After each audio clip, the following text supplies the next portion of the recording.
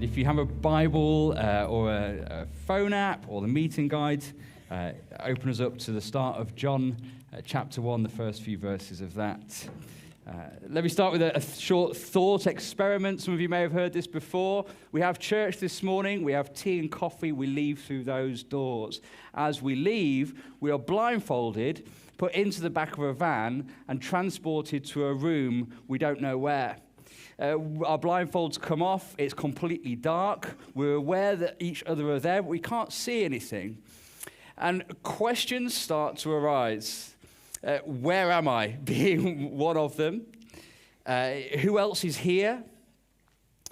Who put us here? Why is it so dark? What do we do whilst we're in this room? How do we get out? What even is out? What's on the outside, or who is on the outside? And these questions start to come up, and Hugh is saying, well, that I think outside the box, actually, there's an army of green monkeys, and they put us here, and that's that's how we got here. That's what's on the outside, and we're just, I guess, waiting to get out. And then Michael says, no, Michael's like, there's actually a man outside, an armed guard outside with a gun, and that's what I think is outside, and we better not be too hasty with leaving this place. And then Bruce, who's more in touch with his feelings, says, I think we just need to, there's just nothing out there. There's just whatever you want to be out there, it's just out there. It's kind of nothing, but whatever you think, it's just whatever you feel, that's kind of what's out there indeed. Now, what do we need to happen to answer that question of what's actually out there? We need someone to come from out there in here. What do we need to answer those questions of, like, why is it so dark? Where am I? What is this place? Who else is here? What am I supposed to do? We need someone to come from outside, wherever we are, inside and give us some answers. Imagine you're in that box and there's a knock on the outside and a window opens.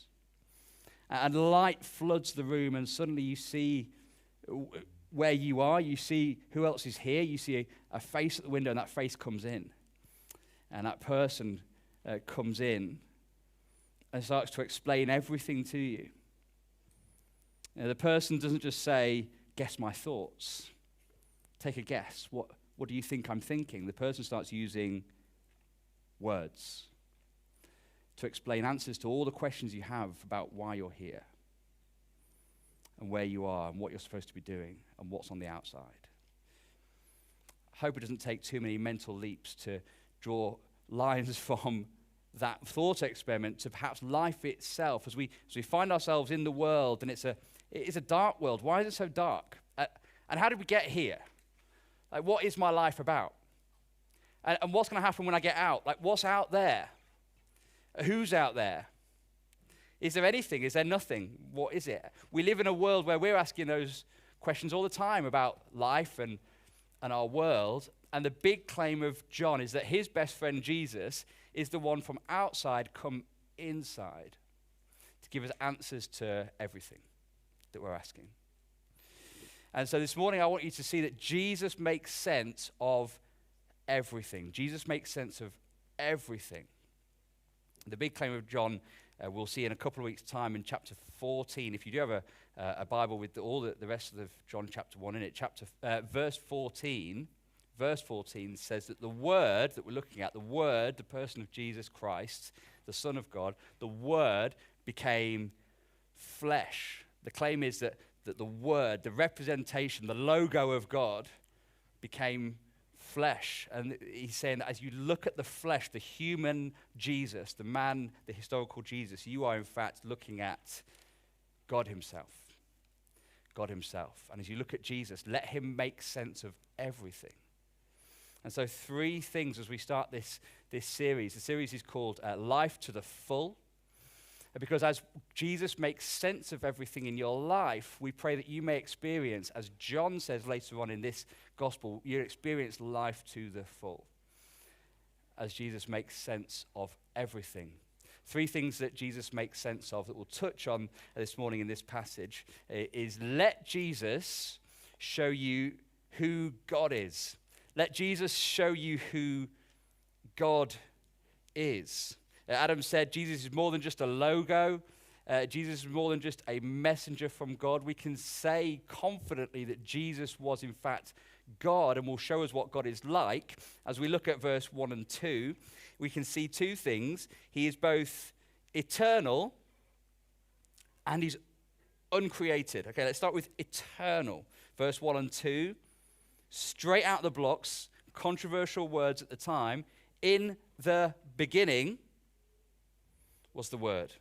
We're talking about Jesus. If you know your Bibles a little bit, the people reading this at the time certainly would have done. They'd have spotted those words, in the beginning. Those are the very first words of the Bible itself. As you go to the Genesis account of the creation of everything, in the beginning, God. And now John wants to say, in the beginning, the Word, equating this person, Jesus, to God himself. He goes on to say the Word was with God and the Word was God. The Word was both with God and was God. Is this a typo? Has John made a spelling mistake here? No. There is something mysterious about John saying this person, Jesus, who always existed in the beginning before the creation of all things, both is God and was with God. He is eternal and he's uncreated. And this is where we start to form this idea of Trinity. Now, this is probably going to throw up more questions than it answers. And I'm very happy to talk over coffee or pick up the phone, send me an email. I'm very happy to talk more about this a little bit more. But Christians talk about the Trinity, that there's God the Father, God the Son, God the Holy Spirit. And they're one God in three persons. And so as John opens his gospel, he says Jesus is God. He is divine. He is eternal and uncreated. But as God the Son, he is distinct from God the Father.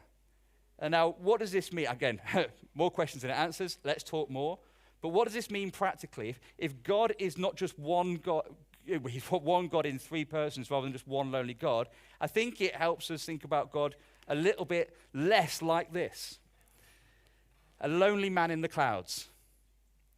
Now, I love this painting. I think the colors are incredible. The lighting is fantastic. But God looks a little bit bored.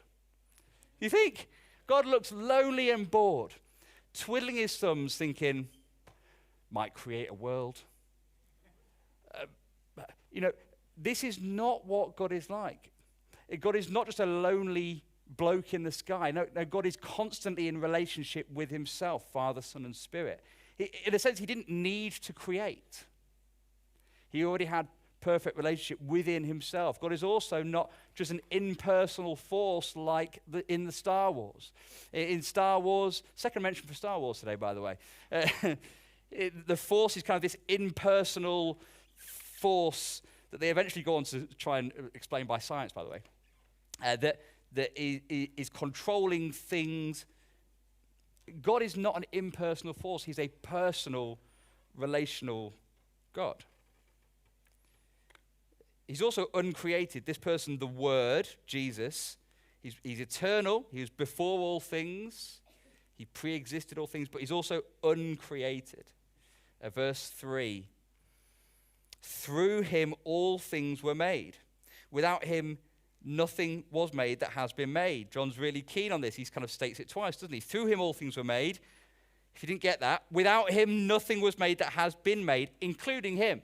There are some religions, we are surrounded by them in our town, that would want to say Jesus was a created being, either one of God's special angels or just a man created by God sent into the world. That is popular amongst 33% of the UK population would say, according to a recent survey, that Jesus was just a man sent by God with a message, like a prophet, for example, but just a man. Point them to these lines in the start of John's Gospel and ask them what they make of it. Because here it says, through him all things were made. Through Jesus, Nothing was made that has been made.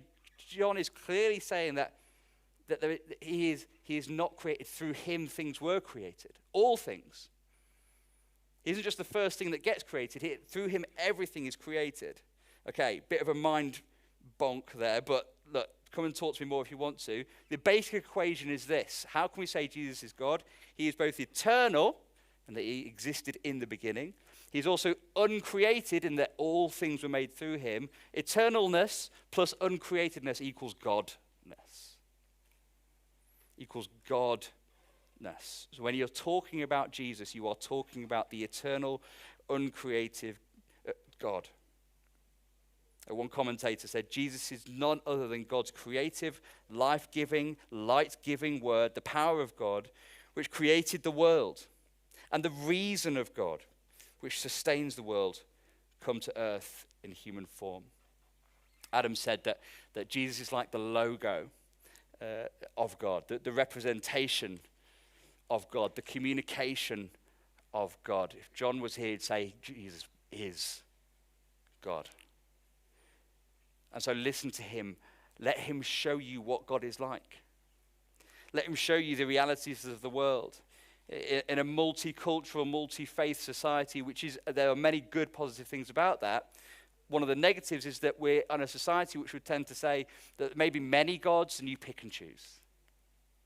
Or there are no gods and everyone's wrong. Or there certainly isn't claim that there's one true God. No, listen to Jesus. He'll tell you. He has the credentials. As we go through the Gospels, we'll see his credentials later to be able to claim that there is one true God. In a society that doesn't want to, wants to dampen down and water down the idea of heaven and hell, listen to Jesus. He'll tell you these are realities. In a society that doesn't want to tell you there's any eternal consequences for how we live now, listen to Jesus. He'll tell you the opposite. Lovingly. But listen to him. He'll make sense of who God is.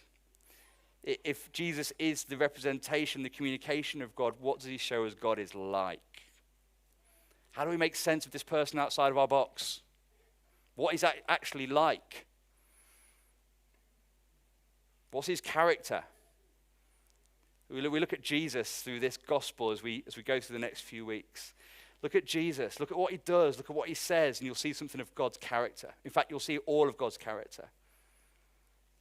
And we want a God who is like Jesus. We're going to see Jesus stand up for the weak and the vulnerable.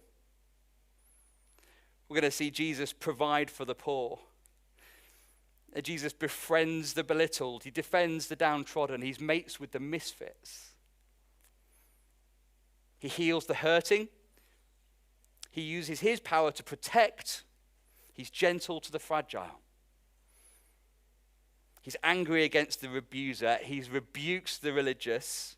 He gives wisdom to the wondering. He brings rest to the restless. He makes the outsider feel like an insider.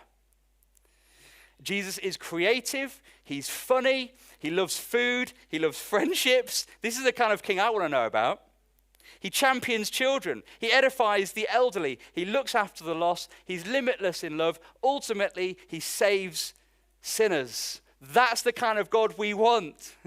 That's the kind of God we need, and that is the kind of God we have.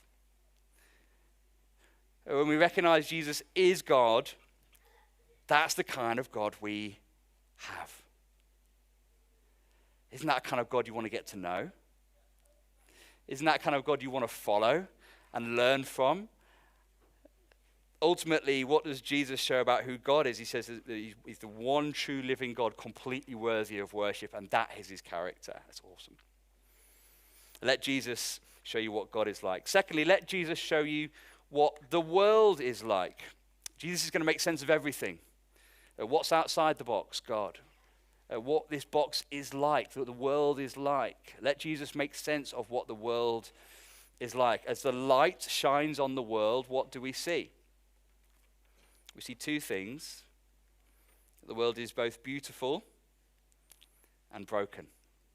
Let's start with beautiful. Look at verse 3. We've just talked about this. Through him, all things, including our world, were made.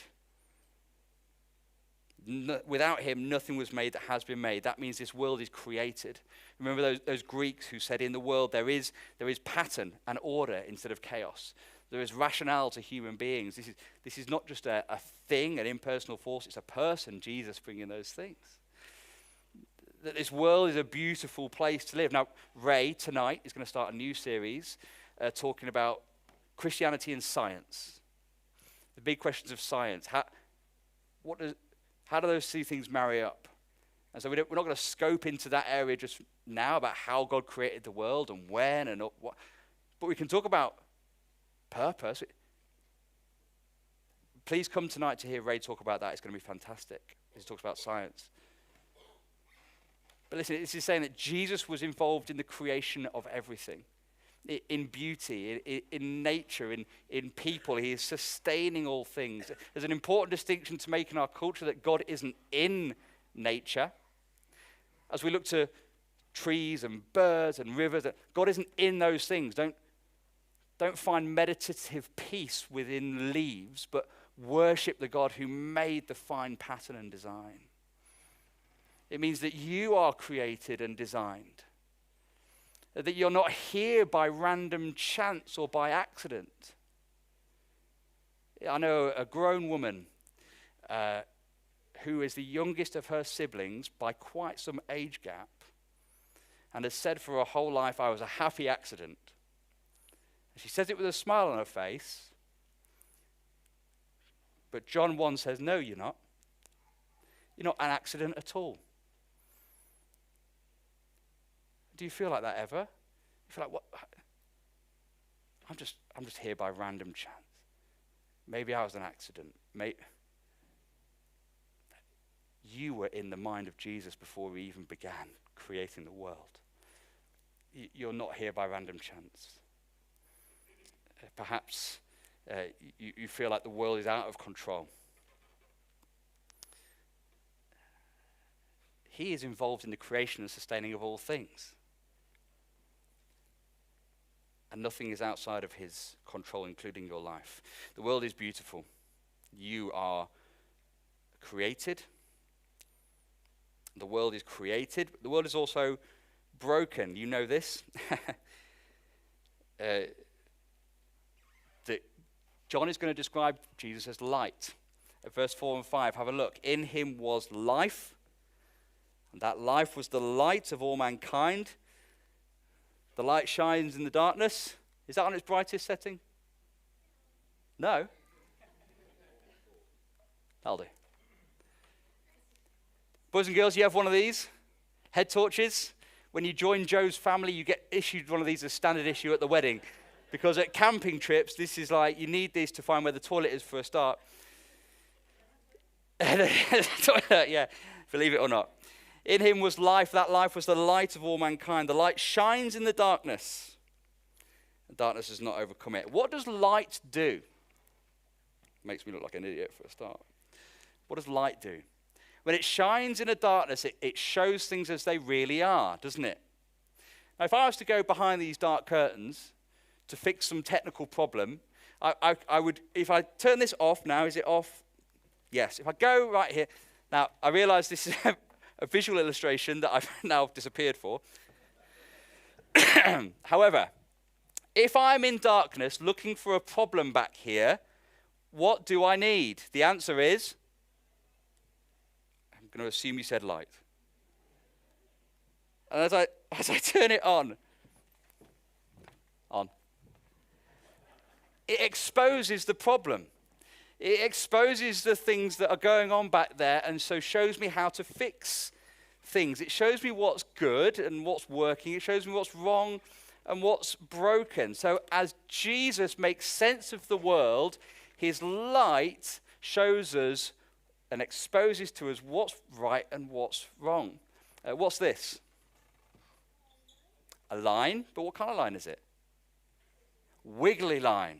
Anyone heard of C.S. Lewis? This is the man who wrote all the Narnia books. I was having a conversation with little John. Is he here? Yeah, where's John? Is he out in... John was talking about C.S. Lewis. It reminded me of this. C.S. Lewis said this, that is a wiggly line. How do you know it's a wiggly line? Because you know what a straight line is. You have a wiggly line to compare it to a straight line. Jesus is like the straight line to compare the higgledy-piggledy zigzag nature of our world to. It's like this. I'm rubbish at DIY. I'll look at a wall or something that I've done or a mirror I've put up or a TV I've tried to mount and go, that ain't right. But I can't quite tell why. And as I put my spirit level on it, I can see, okay, that it is wonky and it's that way wonky by that much. But I need the spirit level to tell me that. Builders, anyone in construction will tell you that to get things fine and right, and you need a spirit level for everything to line up. Jesus is like the spirit level by which you can measure what actually is going on in our world. What is right and wrong here? What is off a little bit? Perhaps as you look at the Russell Brand story right now, legally innocent until proven guilty. But as you look at it, you go, there's something not quite right there at the least. You need Jesus' light to expose, like, what do I compare this to? What's the straight line that I compare this to? The way that we treat this created planet. Is there a problem with how we're treating the planet? What is the straight line Jesus wants to draw against the higgledy-piggledy nature of how we're treating our planet? Our sex ethics and our ethics around start of life and end of life, where they begin and end. We need a straight line drawn by the creator of life to judge against the higgledy-piggledy nature of where we're at with different ethical issues in our world. The third thing about Jesus shining his light in the world is this, verse 5. The light shines in the darkness, and the darkness has not overcome it. Any boys and girls in Tic Tacs this week? Tic Tacs is one of our kids' club from year 1 up to year 4, I think. Anyone in Tic Tacs? Leaders? Any leaders? Any children who've done it? Yes. Tic Tacs kids made this week. I had a go at making it. This is a glow-in-the-dark pipe cleaner, glow-in-the-dark beaded star, right? And this is what, you got a crack at making this week, didn't you, Will? And this is all glow-in-the-dark. Now, lights are on, so I appreciate you probably can't tell its entire glow-in-the-dark nature. But what makes this thing light up? The beads. And what do I have to put it in to make it light up? It needs to be surrounded by darkness. For this glow-in-the-dark thing, the very thing that's going to make it light up is the darkness. The darkness cannot overcome the glow-in-the-dark craft. In fact, it's the very darkness that makes the glow-in-the-dark craft glow in the dark. As Jesus is in the world, darkness of the world tries to overcome him. Indeed, it cannot.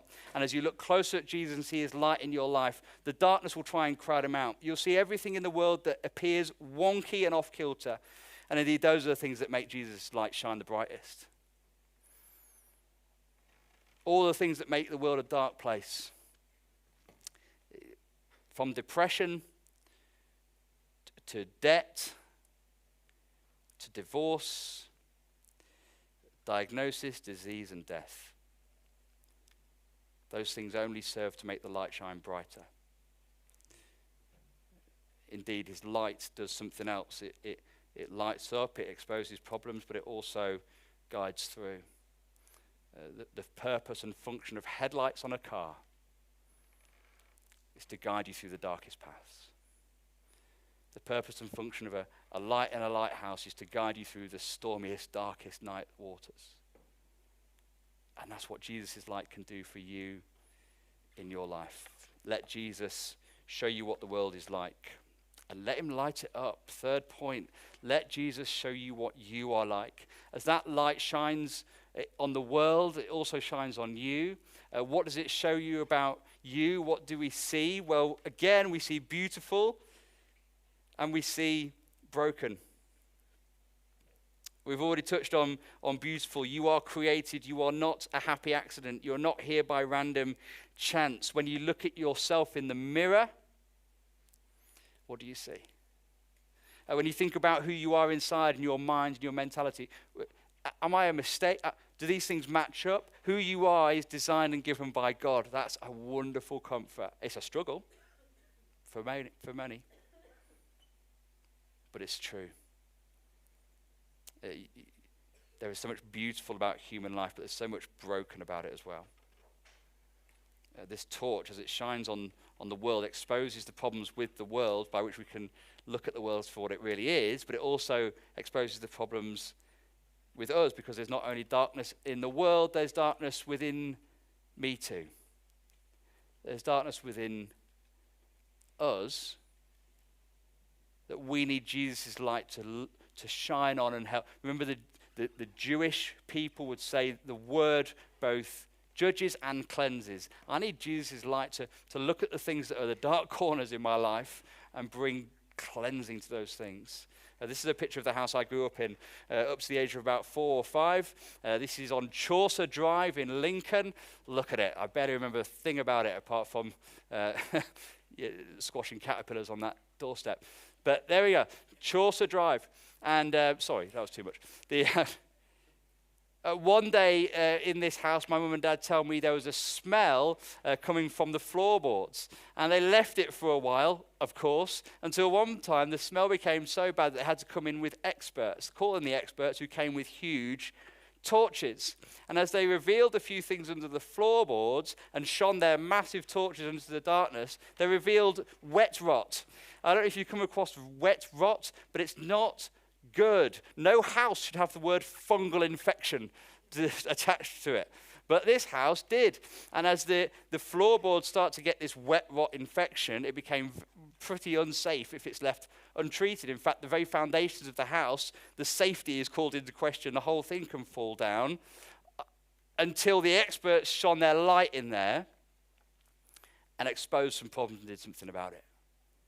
Now, I wonder what are the things in my life, in the rooms of my heart, that are starting to smell. I wonder what sin is being left to fester over time. I wonder why I'm putting it off calling in the experts. I'm wondering why I'm not putting it off calling in Jesus to shine his light into the darkest corners of the rooms of my house, to expose the problem and then cleanse the problem. I'd rather have a heart that looked like this. That had Jesus' light beaming into the corners of my heart. I wonder if there's anger or unforgiveness. I wonder if there's greed or self-obsession. I wonder if there's any lack of truth or gossip or jealousy. Which are the rooms in my house and your house that I'm not letting God shine his light in? Desperately wants to both expose the problem and deal with the problem. And how does he do that? How does he save you from eternal darkness? How does he save you from darkness spiraling out of control? We talk about Jesus dying on the cross a lot in this church, but here's where John 1 is important. As Jesus dies on the cross, if he's not the eternal, uncreated God, if he is indeed just a man sent from God, then the cross is barbaric. Because some unknown deity is taking out his anger on some random choice human. The equivalent of kicking the cat on the way in from a bad day at work. But if Jesus, the Word, is God in the flesh, then all the judgment and all the deserved anger of God that should be coming my way, he absorbs into himself. If Jesus is just a random man sent by God, the cross is barbaric. If Jesus is God in the flesh, the cross is beautiful.